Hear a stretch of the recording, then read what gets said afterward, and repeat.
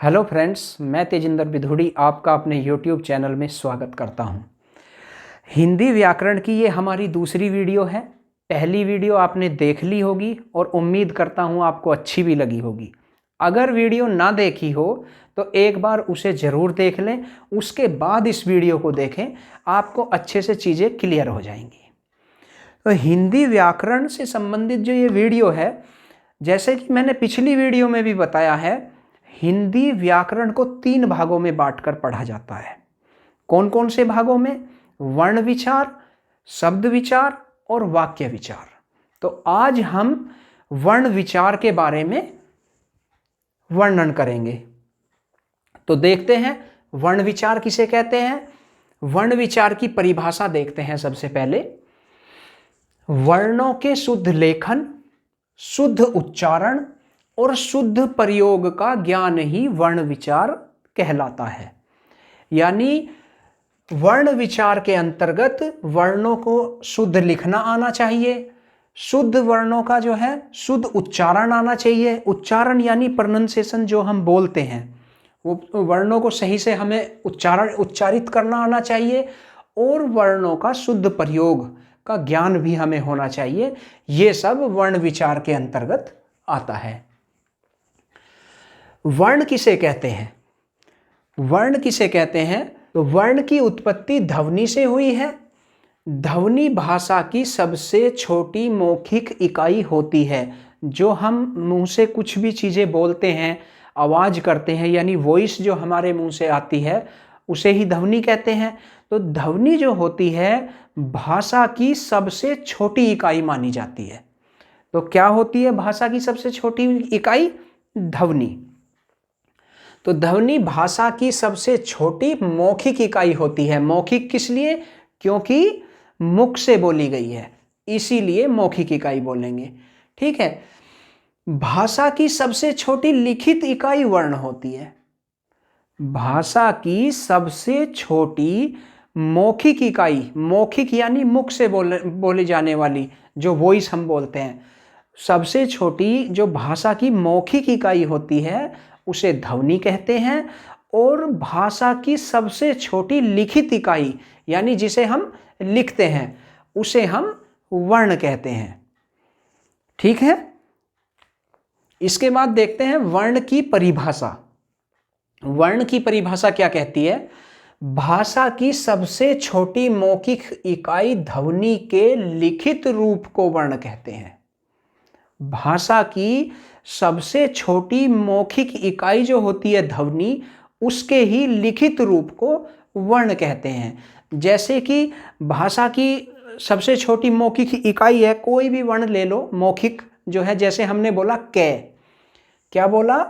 हमने बोला कै। ठीक है।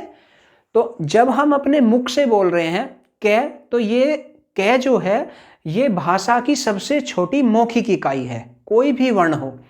ठीक है। जब हम मुख से बोलेंगे, और जब हम इसे मौखिक इकाई को लिख देंगे, जैसे हमने बोला कै और कै हमने लिख दिया, तो ये क्या हो गई? ये हो गई लिखित इकाई।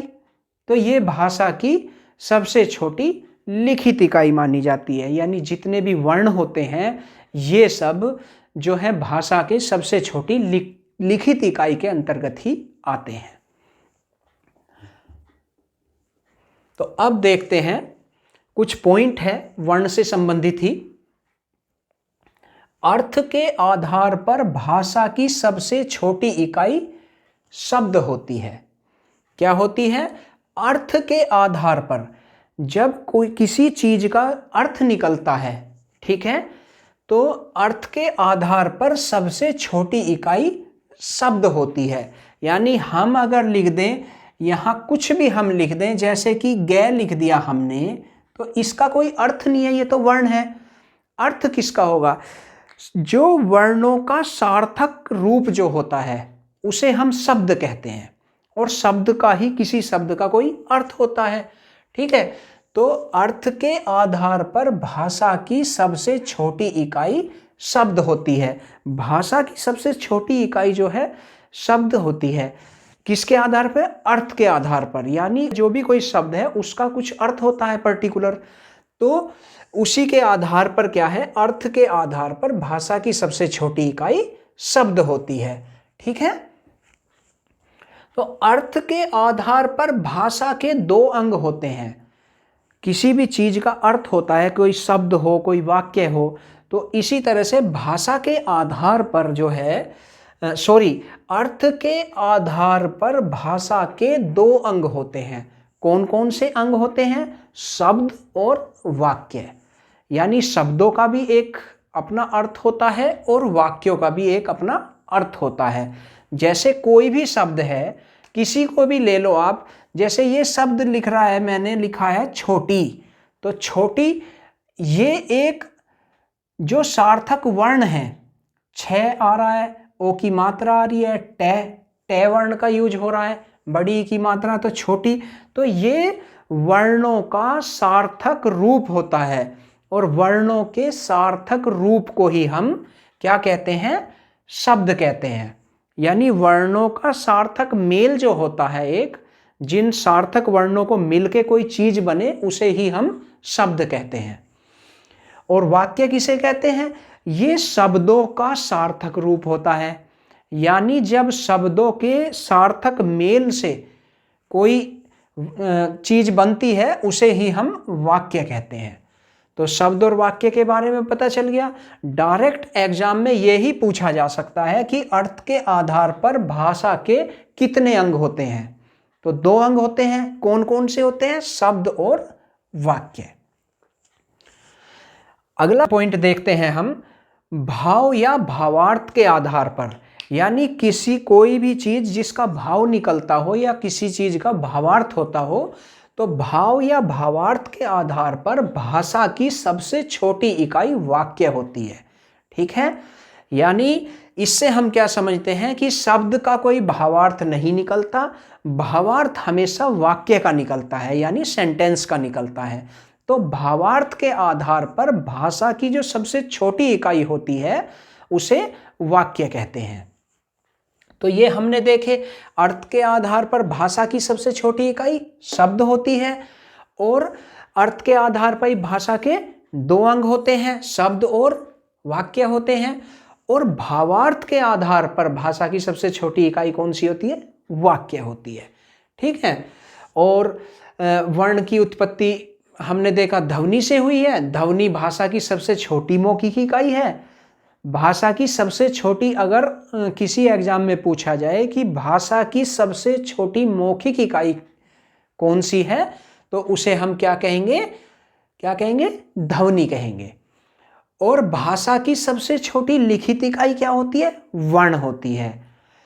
और अर्थ के आधार पर भाषा की सबसे छोटी इकाई शब्द होती है और भावार्थ के आधार पर या भाव के आधार पर भाषा की सबसे छोटी इकाई वाक्य होती है। तो इन्हें आप जो है ध्यान रखना। इसके बाद देखते हैं, भाव या भावार्थ के आधार पर देख लिया, इसमें थोड़ा सा और देखते हैं। भाव या भावार्थ के आधार पर भाषा की सबसे छोटी इकाई वाक्य होती है, क्योंकि शब्द का कभी भावार्थ नहीं निकाला जा सकता। ठीक है, यानी भाव या भावार्थ जो है हमेशा वाक्य का ही निकाला जाता है, वाक्य का ही होता है, शब्द का कभी भाव या भावार्थ नहीं होता।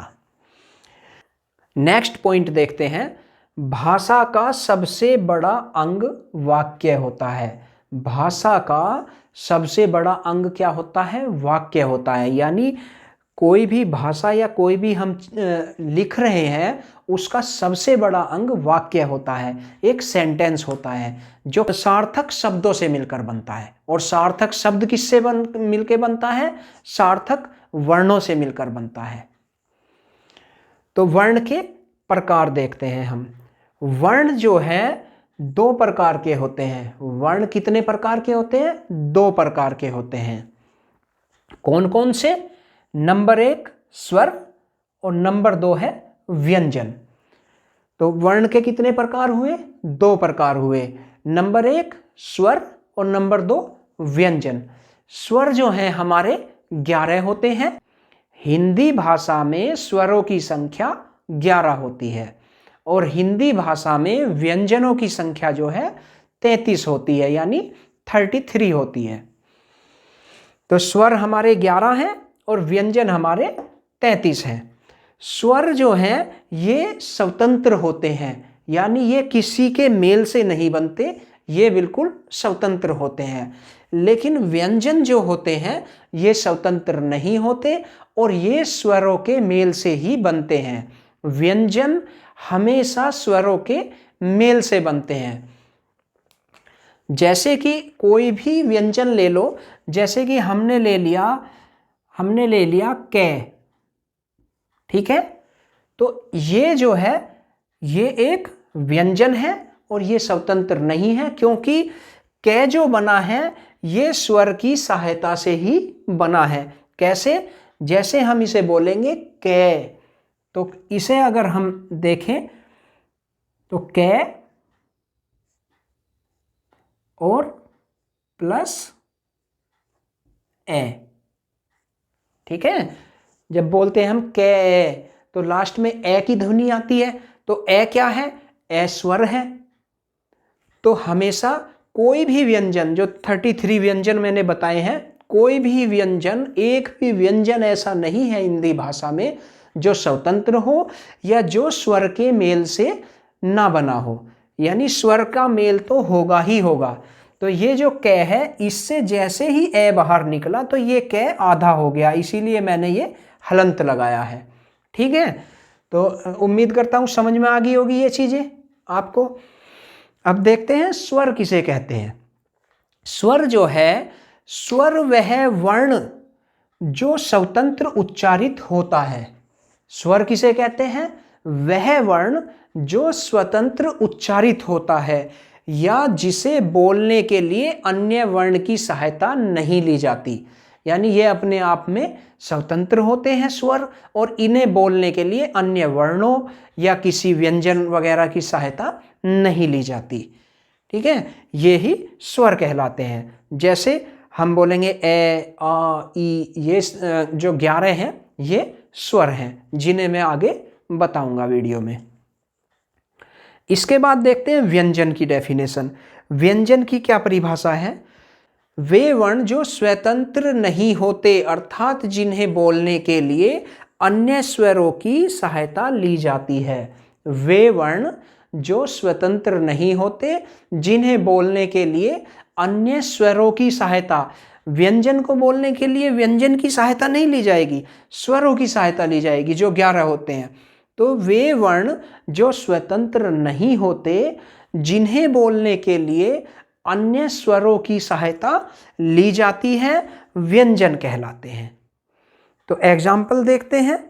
जैसे कि कै लिखा मैंने, तो कै को मैंने यहाँ भी बता दिया है। ये कै से जब ए बाहर निकलेगा, स्वर बाहर निकलेगा, तो कै आधा हो जाएगा, ठीक है, और प्लस ए, कै प्लस ए मिलके बना कै, ठीक है।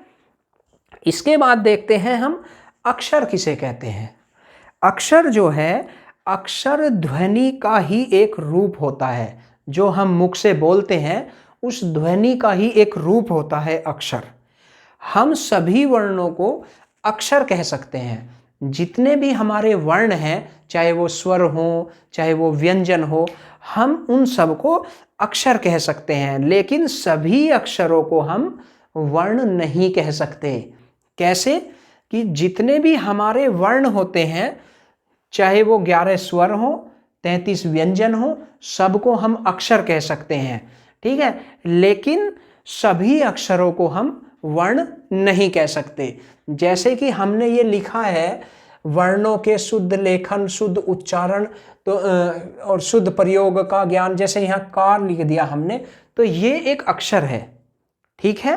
का एक अक्षर है, लेकिन का जो है वर्ण नहीं है। तो अक्षर, इसमें क्या देखा हमने कि सभी वर्णों को हम अक्षर कह सकते हैं, ठीक है, लेकिन सभी अक्षरों को हम वर्ण नहीं कह सकते, ठीक है। तो का जो है कै वर्ण से बना है। किससे बना है? कै वर्ण से। तो ये डेफिनेशन आपको अक्षर की अच्छे से समझ में आ गई होगी। अब देखते हैं, जो हमने वर्ण के 2 प्रकार देखे, स्वर और व्यंजन, सबसे पहले हम स्वर के बारे में बात करेंगे। ये स्वरों की संख्या 11 होती है। स्वर किसे कहते हैं, ठीक है, इसके बारे में बात करते हैं। तो सबसे पहले देखते हैं स्वर। स्वर जो है, हिंदी में स्वरों की संख्या 11 होती है। हिंदी में स्वरों की संख्या कितनी होती है? 11 होती है। और जो हमारी मूल भाषा संस्कृत है उसमें स्वरों की संख्या 13 होती है, यानी 2 स्वर संस्कृत में अधिक होते हैं हिंदी से। तो हिंदी के स्वर देखते हैं हम। हिंदी के ये 11 स्वर हैं। ए, आ, ई, उ, री, ए, आई, ओ, औ। ठीक है, ये कितनी संख्या होगी इनकी स्वरों की? 11। ये हिंदी के 11 स्वर हैं। इनके अलावा कोई भी हिंदी में स्वर नहीं होते। हिंदी में केवल 11 स्वर होते हैं। ठीक है, लेकिन आपने पढ़ा भी होगा कि अंग और अह को भी हम स्वर ही मानते हैं, जबकि अंग और अह जो है स्वर नहीं होते। अंग अह को स्वरों में नहीं गिनते हैं, इन्हें अयोगवाह ध्वनियां कहा जाता है। अंग और अह को क्या कहा जाता है? अयोगवाह ध्वनियां। तो ये अयोगवाह होते हैं। अंग और अह के अलग अलग नाम भी हैं। अगर कहीं लिखा आए किसी भी एग्जाम में कि अंग और अह को क्या कहा जाता है, तो अयोगवाह कहा जाता है। और अगर अलग अलग पूछ ले कि अंग को क्या कहते हैं या अह को क्या कहते हैं, तो इन दोनों के अलग अलग नाम भी हैं। तो अंग को हम कहते हैं अनुस्वार और अह को कहते हैं हम विसर्ग। क्या कहते हैं? अंग को कहते हैं हम अनुस्वार, यानी अंग जो है अनुस्वार है और अह जो है विसर्ग है। तो ये जो शब्द आया अयोगवाह ध्वनियां, ठीक है, अयोगवाह कौन कौन से शब्द कौन कौन से वर्ण हैं अयोगवाह? अंग और अह। ठीक है, तो अयोगवाह किसे कहते हैं? तो देखते हैं अयोगवाह के बारे में। अयोगवाह वर्ण वे वर्ण होते हैं जो व्यंजनों के साथ जुड़कर वहन नहीं होते। यानी ये जो अयोगवाह वर्ण हैं, दोनों जो ये अयोगवाह वर्ण हैं, ये वे वर्ण होते हैं, ये कभी भी व्यंजन के साथ इनका मेल होता नहीं है। ठीक है, तो यानी ये व्यंजन के साथ जुड़कर वहन नहीं होते, यानी व्यंजन के साथ नहीं जुड़ते। अयोगवाह वर्णों का प्रयोग केवल स्वरों पर किया जाता है। ठीक है, अयोगवाह वर्ण जो है इनका प्रयोग जो है स्वरों में कर लेते हैं। हालांकि मैंने अभी बताया ये स्वर नहीं होते, अयोगवाह होते हैं, लेकिन इनका प्रयोग जो है स्वरों में किया जाता है। स्वर होते नहीं हैं, लेकिन स्वरों में प्रयोग कर सकते हैं हम इन दोनों का, अंग और अह का। जबकि ये अयोगवाह होते हैं, अयोगवाह वर्ण होते हैं और इनके अलग अलग नाम हैं। अंग को हम अनुस्वार कहते हैं और अह को कहते हैं विसर्ग। तो ये क्लियर हो गया अयोगवाह किसे कहते हैं। ठीक है, इसका प्रयोग जो है व्यंजनों के साथ नहीं करते, स्वर के साथ करते हैं। ठीक है, तो अयोगवाह वर्ण जो है कहलाते हैं। अब देखते हैं हिंदी में री का प्रयोग तत्सम शब्दों में होता है। जो री है, हमने अभी जो हिंदी के स्वर देखे, 11 स्वर देखे, उनमें री का प्रयोग भी होता है, मतलब री भी एक स्वर ही है। तो जो री का प्रयोग है हिंदी में वो तत्सम शब्दों में होता है। तत्सम और तद्भव आपने पढ़े होंगे। तत्सम जो है हिंदी में वे शब्द होते हैं जो डायरेक्ट संस्कृत से हिंदी में आए हैं, उनमें कोई भी बदलाव नहीं हुआ। तत्सम शब्द कैसे हैं? जो संस्कृत से डायरेक्ट हिंदी में आके यूज होने लगे, यानी हिंदी में यूज हो रहे हैं वो, उन्हें हम तत्सम शब्द कहते हैं। और तद्भव कैसे होते हैं? तद्भव वे होते हैं, आए तो वो भी संस्कृत से हैं, लेकिन उनमें थोड़ा बदलाव होने के बाद, या हिंदी के शब्द हैं कुछ, उनमें जो बदलाव हो गया उन्हें हम तद्भव शब्द कहते हैं। जो तद्भव का प्रयोग कभी भी संस्कृत में नहीं होता, और जो संस्कृत से शब्द आए हैं उन्हें तत्सम कहते हैं। यानी तत्सम शब्द जो है सेम वही होते हैं जो संस्कृत में यूज होते हैं। तो री का प्रयोग भी संस्कृत में होता है और री एक तत्सम शब्द है। तो जिस शब्द में री लगा हो, कभी भी नोट कर लेना किसी भी एग्जाम में अगर पूछा जाए कि निम्नलिखित में से तत्सम कौन सा शब्द है और उसमें कोई ऐसा शब्द हो ऑप्शन में जिसमें री लगा हो, तो समझ जाना ये तत्सम शब्द है, ठीक है, और वो ही उसका करेक्ट आंसर होगा। तो जिस शब्द में री लग जाए वो हमेशा तत्सम शब्द होगा। तो हिंदी में री का प्रयोग तत्सम शब्दों में होता है। और री दो प्रकार की होती है। री कितने प्रकार की होती है? दो प्रकार की, हसु री और दीर्घ री। हसु री जो होती है, हसु कहते हैं लघु यानी छोटा, तो ये छोटी री है, और ये दीर्घ यानी बड़ा यानी ये बड़ी री है। तो ये संस्कृत में जो है इन दोनों री का प्रयोग होता है, लेकिन हिंदी में जो है एक सिंगल जो ये हसु री है इसका ही प्रयोग होता है। तो ये हमने देखा, री का प्रयोग देखा, ठीक है। तो दीर्घ री जो है, दीर्घ री का प्रयोग केवल संस्कृत भाषा में ही होता है, हिंदी में नहीं होता, ठीक है। तो हिंदी में कौन सी री होती है? हसु री यानी छोटी री होती है, और दीर्घ री का प्रयोग जो है वो हमेशा संस्कृत में होगा, हिंदी में नहीं होगा। अब देखते हैं आगे नेक्स्ट पॉइंट क्या है। संस्कृत भाषा के 13 स्वर। जैसे हिंदी भाषा के 11 स्वर हैं, ऐसे ही संस्कृत भाषा में स्वरों की संख्या कितनी है? 13। कौन कौन से हैं आइए देखते हैं। संस्कृत भाषा के 13 स्वर ए, आ, ई, उ, री, लरी, ए, आई, ओ, औ, ठीक है। तो इसमें 11 तो जो ये हिंदी के स्वर हैं वो ही संस्कृत में है 11, बस 2 स्वर एक्स्ट्रा हैं। वो कौन कौन से हैं? एक तो ये दीर्घ-री, कौन सी? ये दीर्घ-री, और एक ये लरी। ये 2 जो स्वर हैं ये संस्कृत में जो है अधिक होते हैं।